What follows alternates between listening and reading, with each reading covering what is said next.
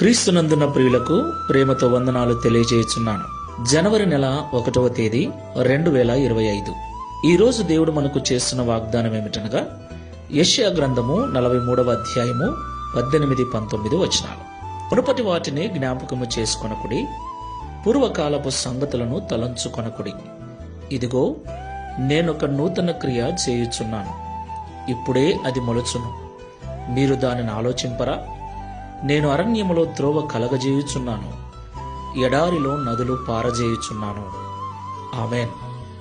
నా ప్రియమైన సహోదరి సహోదరులారా, ఈ మాటలు వింటున్న మీకందరికీ మన ప్రభువైన యేసుక్రీస్తు నామములో నూతన సంవత్సర శుభాకాంక్షలు తెలియజేయుచున్నాను. దేవునికి మహిమ కలుగును గాక. నా ప్రియమైన సహోదరి సహోదరులారా, ఇశ్రాయేలీయులు 400 సంవత్సరాలు ఐగుప్తులో బానిసత్వాన్ని అనుభవించిన తర్వాత దేవుడు వారిని ఐగుప్తు నుండి నడిపిస్తున్న క్రమంలో ఎర్ర సముద్రములో త్రోవను చేసి వారిని దాటించటం, బండను చీల్చి నీళ్లను రప్పించటం, మన్నాను కురిపించి వారి ఆకలి తీర్చటం, ఇలాగా అనేక అద్భుత కార్యాలు జరిగించి చివరికి వారిని కనాను దేశము, యూదా దేశమునకు చేర్చాడు. దేవునికి మహిమ కలుగును గాక. అలాగే ఇశ్రాయేలీయులు మరలా అవిధేయులైనప్పుడు వారిని 70 సంవత్సరములు బబులోనుకు బానిసలుగా పంపిస్తాడు. ఆ తర్వాత బబులోను నుండి వారిని విడిపించేటువంటి క్రమంలో దేవుడు వారికి చేస్తున్న వాగ్దానం ఇది: మీరు మునుపటి వాటిని జ్ఞాపకం చేసుకొనకుడి. అప్పుడు నేను సముద్రములో మార్గము చేశాను, అప్పుడు మీకు బండ నుండి నీళ్ళిచ్చాను. అయితే నేను మరొక నూతన క్రియ ఇప్పుడు మీకు చేస్తున్నాను.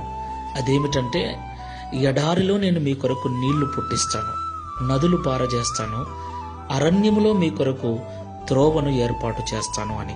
దేవునికి మహిమ కలుగును గాక. నా ప్రియులారా, దేవుడు మనల్ని ఎప్పుడు కూడా క్రొత్త ఆశీర్వాదాల చేత నింపాలని, మన నోటి నుండి క్రొత్త సాక్ష్యాలు వినాలని ఆయన ఆశపడుతూ ఉంటాడు.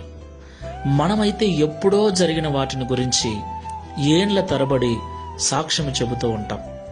ప్రస్తుతం మన యొక్క జీవితంలో దేవుడు చేసిన అద్భుతాల గురించి మన నోట ఎలాంటి సాక్ష్యము రాదు. ప్రియులారా, ఒకసారి ఆలోచించండి. మన దేవుడు అసాధ్యుడు. సముద్రములో మాత్రమే కాదు, ఎడారిలో కూడా మార్గము చేయగలవాడు. బండ నుండి మాత్రమే కాదు, ఎడారిలో కూడా నదులు పారచేయగల సమర్థుడు. అలాంటి దేవుడు, అప్పుడు చేసిన దేవుడు ఇప్పుడు ఎందుకు చేయడు? కానీ మనము పాత వాటిని జ్ఞాపకం చేసుకుని ఇప్పుడు దేవుని స్తుతిస్తూ ఉంటాం. కానీ దేవుడు నూతన క్రియ చేస్తానని వాగ్దానం చేస్తున్నాడు. అడగండి, ప్రభువుకు విధేయులై ప్రార్థనాపూర్వకంగా ప్రభువును అడగండి.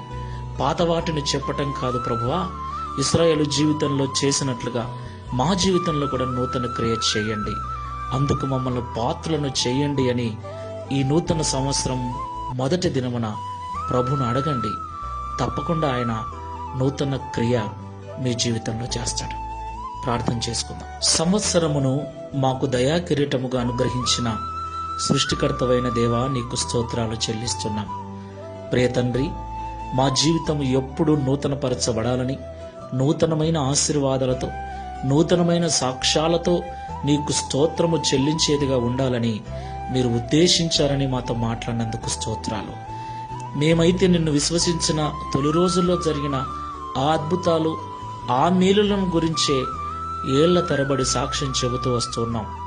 అయితే మీరు నాడు చేసిన వారు నేడు కూడా ఆశ్చర్యకార్యాలు, మేలులు చేయగలవారని ఇశ్రాయేలీయుల జీవితం ద్వారా మాతో మాట్లాడినందుకు స్తోత్రాలు.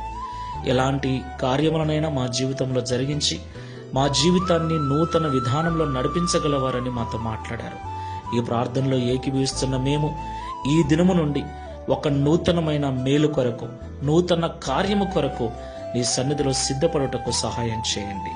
ప్రియ తండ్రి, నూతన సంవత్సరాన్ని మాకు అనుగ్రహించారు.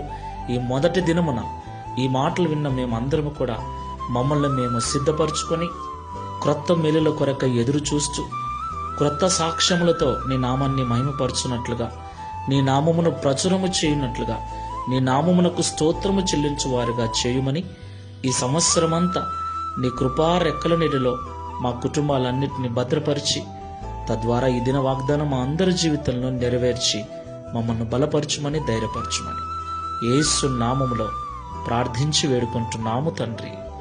Amen. Praise the Lord. God bless you.